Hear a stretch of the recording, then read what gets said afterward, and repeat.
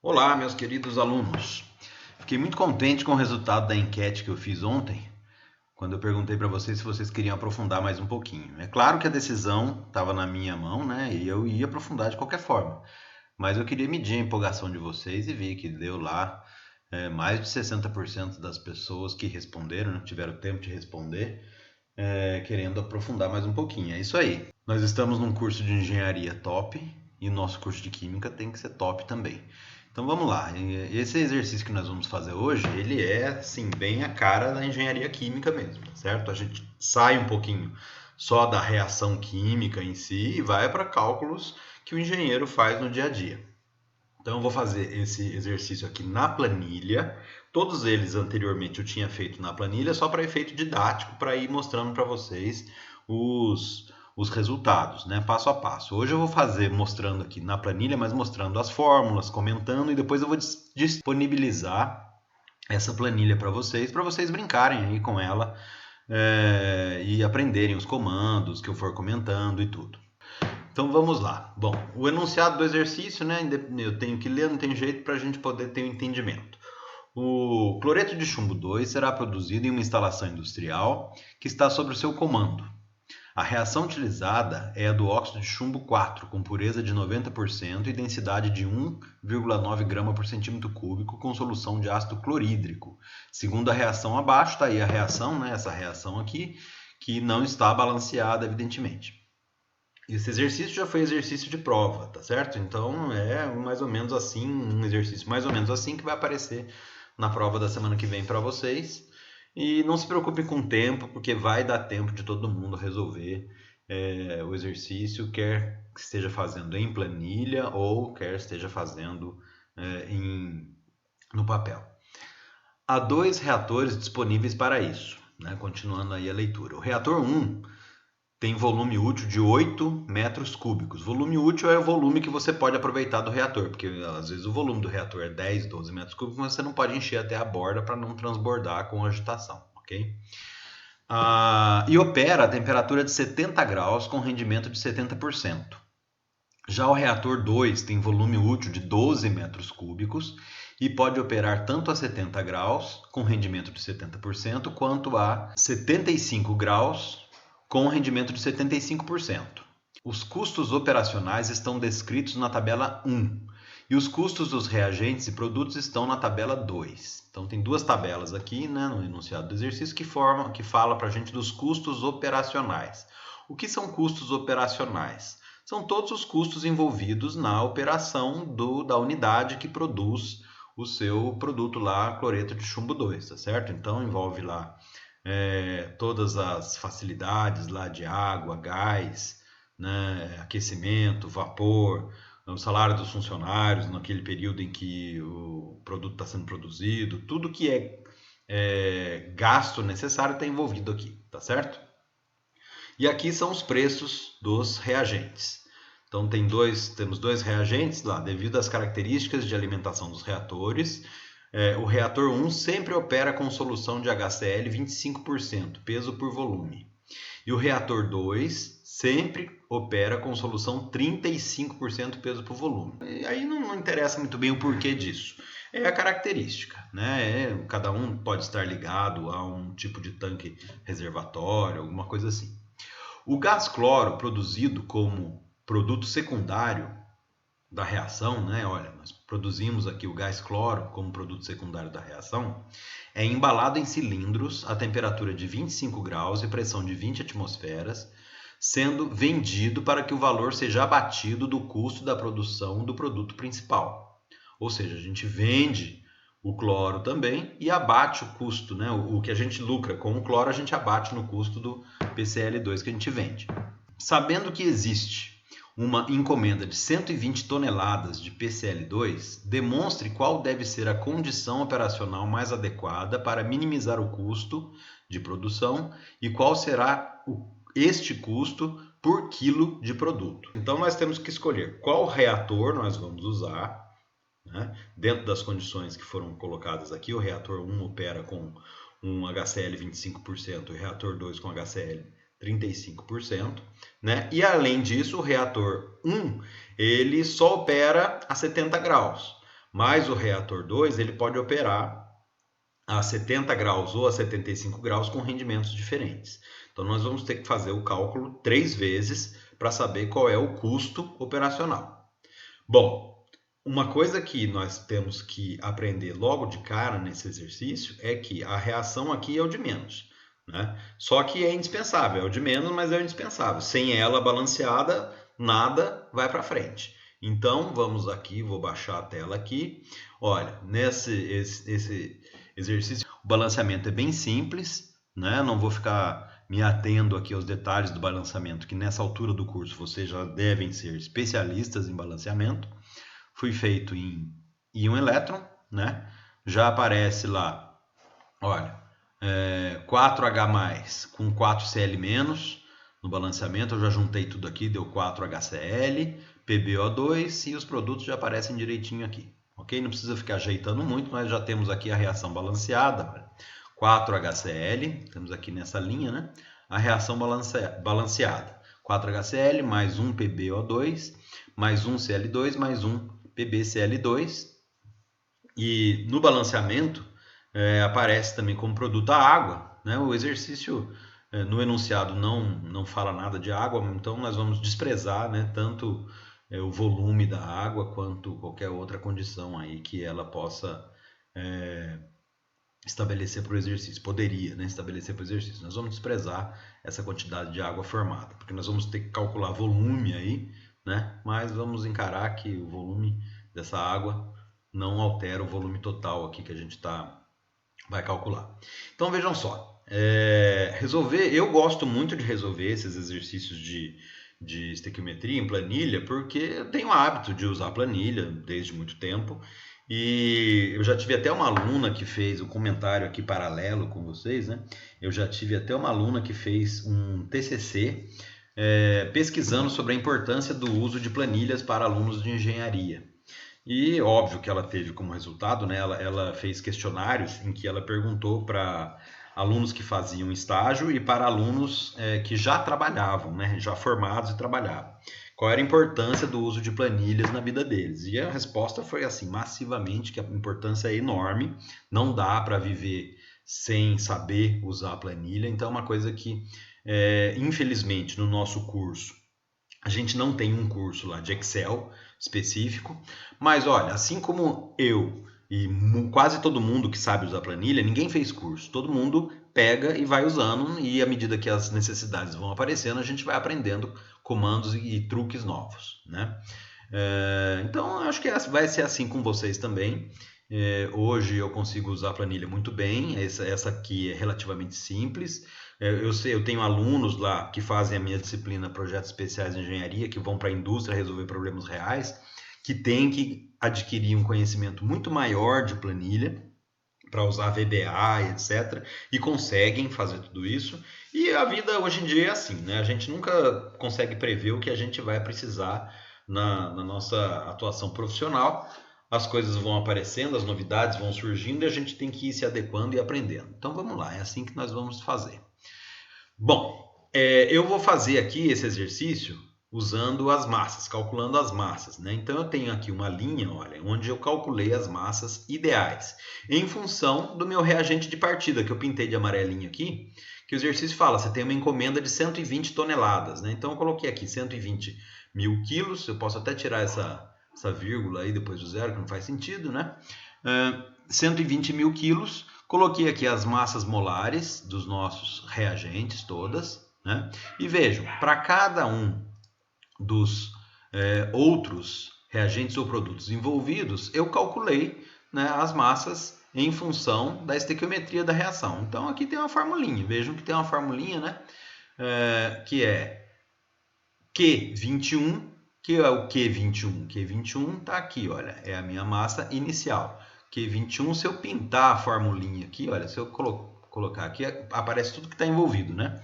Então vai ser Q21 vezes o N20, que é a massa molar do cloro, que é multiplicado pelo M19, que é a quantidade estequiométrica, depois dividido pelo Q20, que está aqui, que é a massa molar do PCl2 multiplicada pelo, dividido também, né, porque eu não coloquei parênteses, então dividido de novo, pelo coeficiente estequiométrico do PCl2. Vejam que essa formulinha tem uns truquezinhos aqui, né? Vejam lá, olha, tem um sinal aqui de cifrão antes do Q e antes do 21. Isso serve para travar o cálculo, porque vocês sabem, né? Quando você coloca uma fórmula, coloca um igual aqui na frente da fórmula, o que acontece? Quando você clica nessa posição aqui, olha, clica nessa posição aqui que aparece a setinha preta, quando você arrasta para baixo ou para a direita ou esquerda, ele copia a fórmula, só que ele copia de forma inteligente, né? Então, se você copia para cá, o que é N20 aqui, por exemplo, no lado de cá vai aparecer O21. Agora, você tem a opção de travar. Se você quiser que não mude, né? Por exemplo, nesse caso aqui, o Q21 está travado. Por quê? Porque em todas as fórmulas, a massa molar está nessa mesma posição. Se eu arrastar a fórmula para lá, ele vai procurar aqui no P21, ele não vai achar nada. Então, eu quero que ele sempre venha procurar a massa molar do PCl2 aqui no Q21. Então, o que eu faço? Quando eu vou escrever a formulinha, aqui, olha, em cima, se eu clicar em função F4, olha, ele vai colocando estou clicando várias vezes em função F4, ele vai colocando para mim, olha, se eu travar, eu posso travar tanto linha quanto coluna. Então, se eu coloco aqui o cifrão só em frente ao número, ele trava só a linha. Se eu coloco só em frente a letra, né, ele trava só a coluna. E eu posso tirar, não travar nada, e posso também travar os dois, que é o caso aqui que eu quis, né? Já o N20, olha, o N20 é a massa molar do Cl2. Nessa formulinha, quando eu copiar para lá, eu quero que quando ele for calcular esse número aqui, ele pega a massa molar do outro. Então, eu não travei, porque aqui, ó, ele veio, quando eu copiei a formulinha, onde estava N20 aqui, veja, N20 aqui, quando eu copiei ela para cá, dei um Ctrl C aqui e um Ctrl V aqui, ele já inteligentemente manteve o Q21, que é a massa molar original do PCl2, mas quando ele foi pegar a massa molar do PO2, ele já pegou a do J20 aqui, tá? Bom, planilha é assim, a lógica é essa, eu vou deixar ela disponibilizada para vocês pratiquem e façam aí as brincadeiras para aprenderem. Lembrando que essa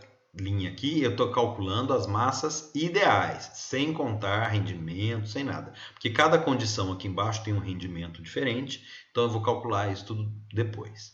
Tem uma linha aqui em que eu calculei os mols, né, só por curiosidade, né, a quantidade de mols, para conferir, né, como a proporção molar é 1 para 1 aqui, olha, então eu estou conferindo, ó, mesma quantidade molar, 431,7, isso quer dizer que as minhas contas aqui de cima estão certas, né? Porque eu calculei em função só de dividir, né? Massa pela massa molar, calculei aqui.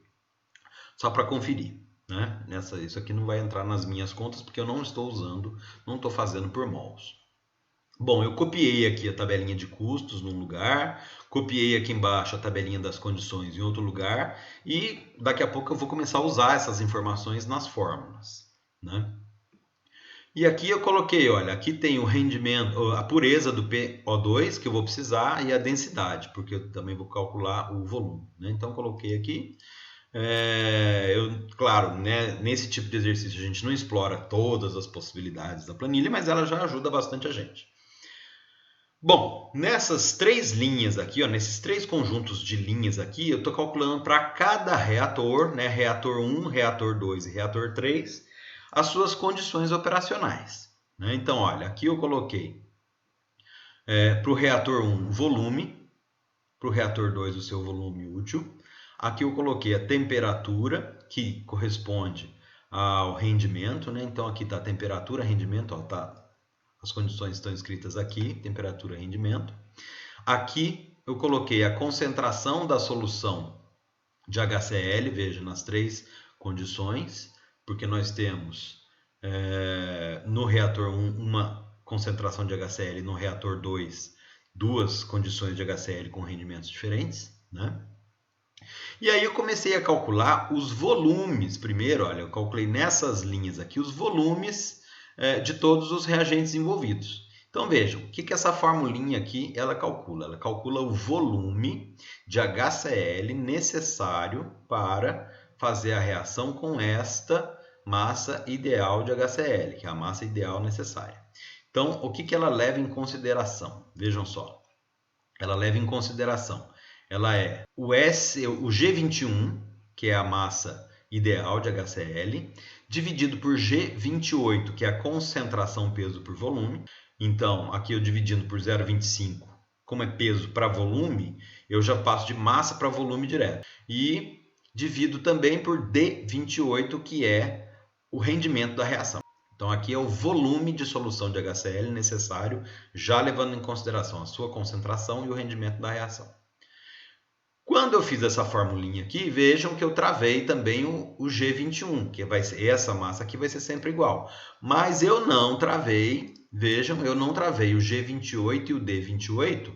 Por quê? Porque as condições mudam, olha. Para a reação aqui de baixo, a concentração é outra, rendimento é outro. Aqui a concentração é outra, rendimento é outro. Então, quando eu faço um Ctrl+C, dou aqui um Ctrl+C e um Ctrl+V aqui, ela copia de forma inteligente a formulinha para cá e vejam que ela manteve o G21, mas o G32 e o D32 entrou aqui no lugar, olha.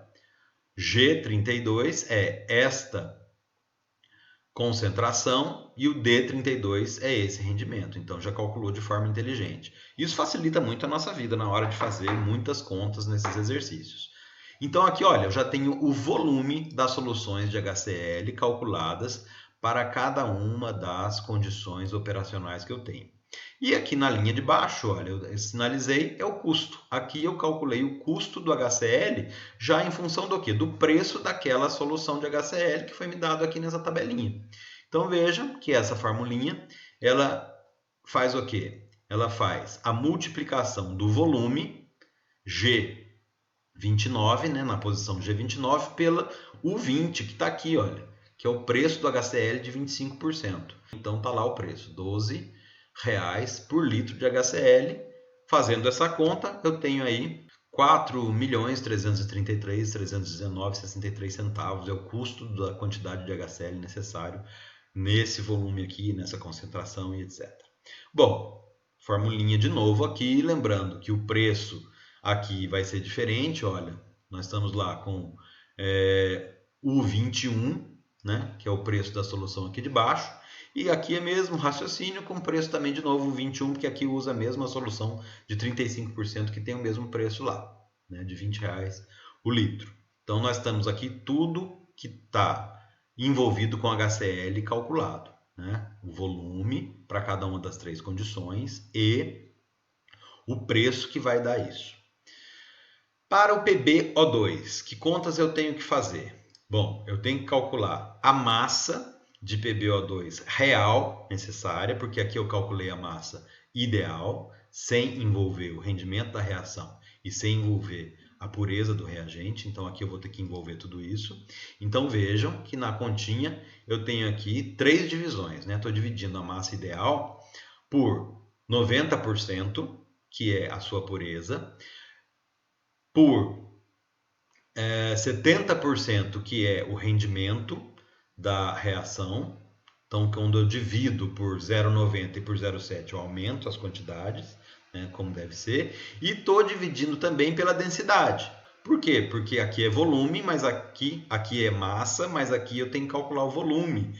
Porque eu tenho que calcular o volume que isso vai ocupar no reator. Por quê? Porque eu tenho um reator com um volume de 8.000 litros. Mas, provavelmente, eu não vou conseguir produzir as 120 toneladas de uma vez só. Eu vou ter que encher o reator várias vezes. E para isso eu vou ter que calcular aqui, olha, um número de bateladas. O que é uma batelada? Uma batelada é uma vez que você enche o reator e produz o que tem que produzir, retira lá de dentro tudo que deu para produzir.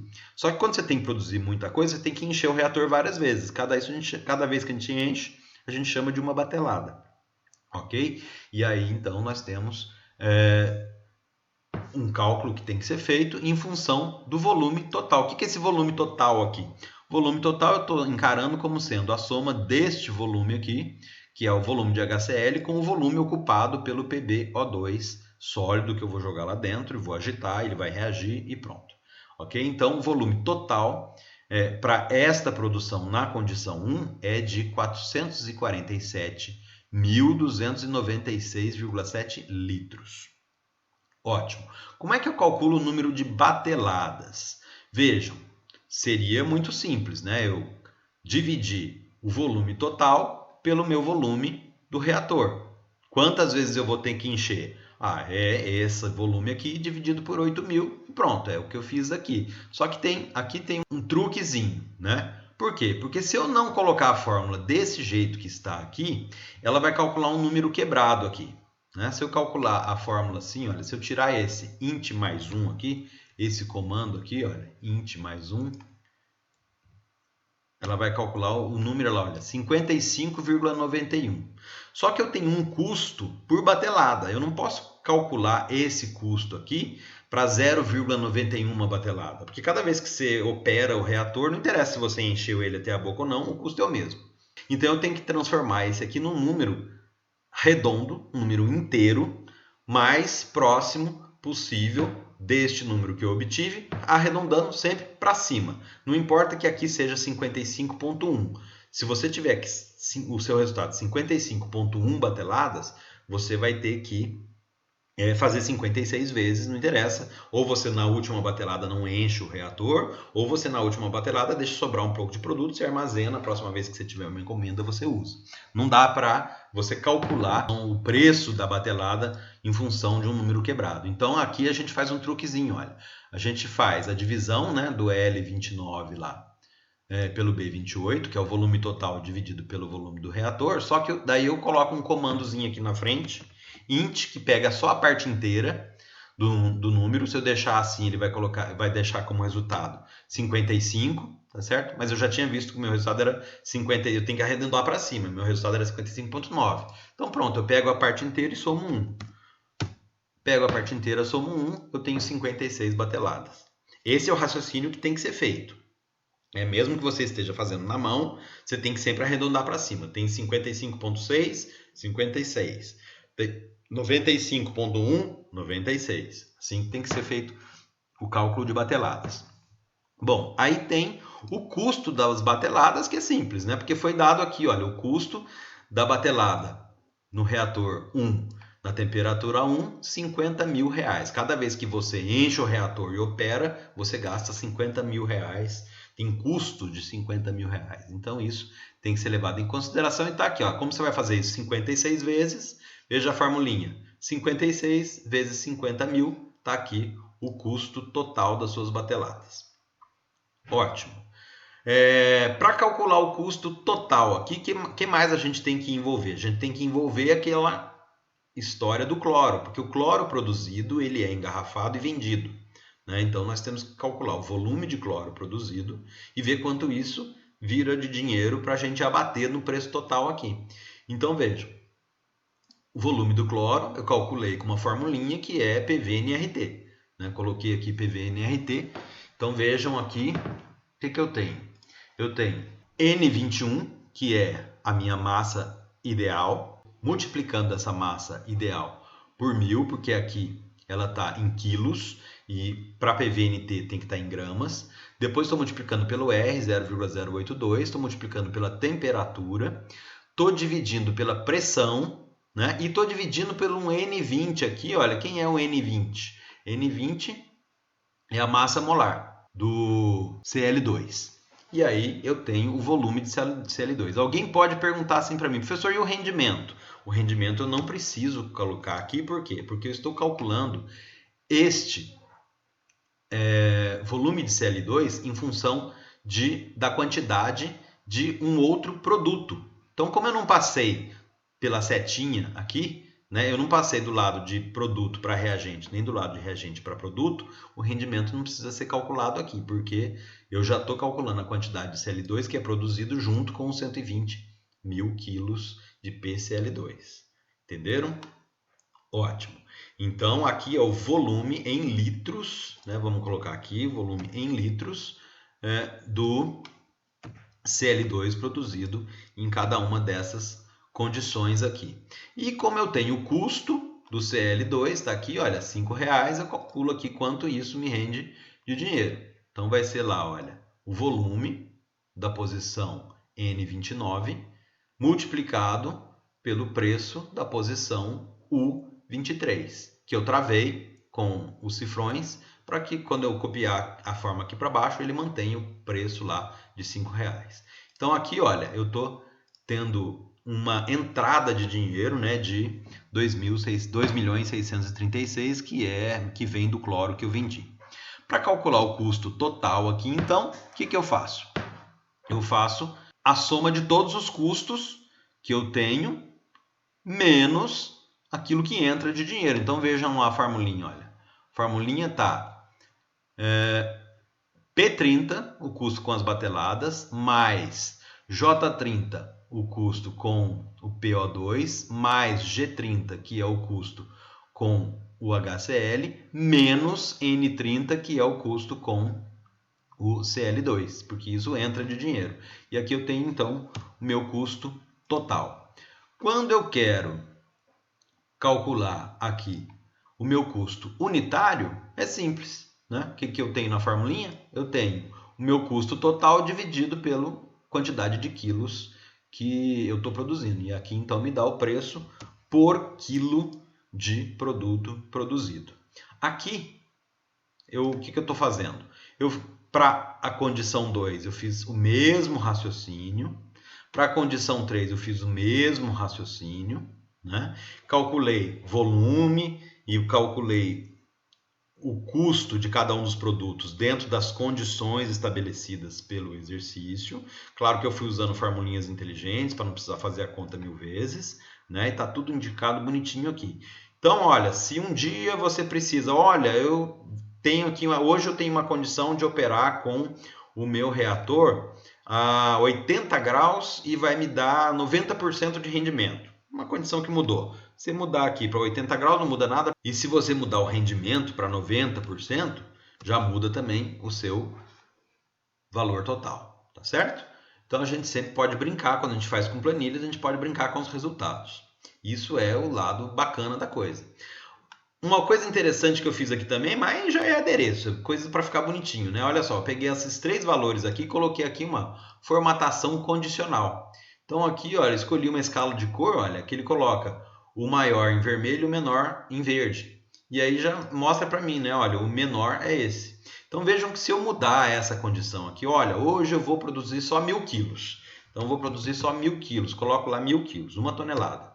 Vejam que nessa condição, em função do preço, da batelada, etc., é mais vantajoso produzir no reator 1, né? Que usa lá a solução de 25%. Aí você pode ir brincando, 2.000 quanto é que vai dar? Ainda é o reator 1. 3.000 quanto é que vai dar? E aí você vai brincando, olha. Ó, a partir de 3.000, ou não sei a partir de quanto, mas entre o 2 e o 3.000, a condição mudou. O reator 3 passa a ser mais vantajoso. E aí você pode ver também, e se eu produzir, sei lá, 1 milhão de toneladas? Bota aqui 1 milhão de toneladas para ver. Olha, a partir de uma certa quantidade aí, o preço unitário não muda mais. E aí a gente vai ter sempre esse reator aqui com R$ 88,03, o preço do quilo, e aí você só vai gastar mais tempo para produzir, mas seu custo não cai, né? Então, dentro dessas condições operacionais aí. Bom, gente, deixa eu voltar para 120 mil aqui, que é a nossa condição.